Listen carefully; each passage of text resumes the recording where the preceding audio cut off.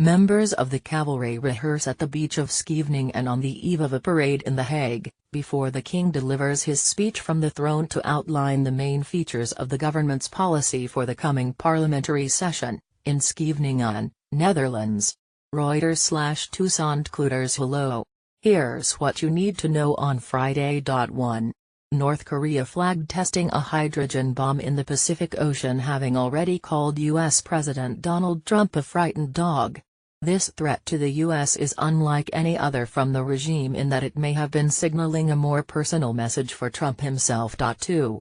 China has reportedly told its banks to stop doing business with North Korea.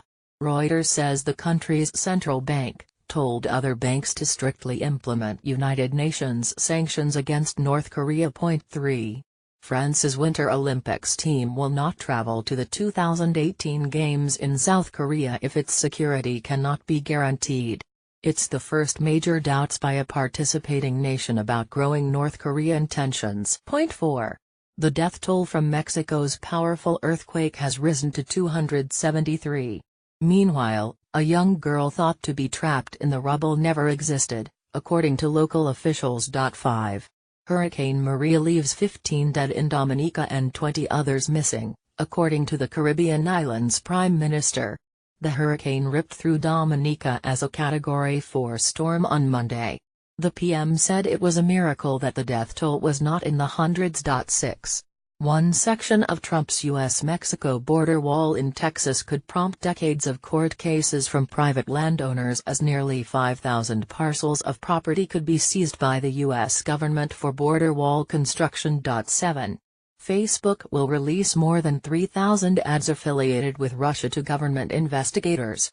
Founder and CEO Mark Zuckerberg outlined the steps his company will take to figure out how inauthentic accounts linked to Russia were able to use the platform to spread fake news and purchase $100,000 worth of political ads during the election. 8.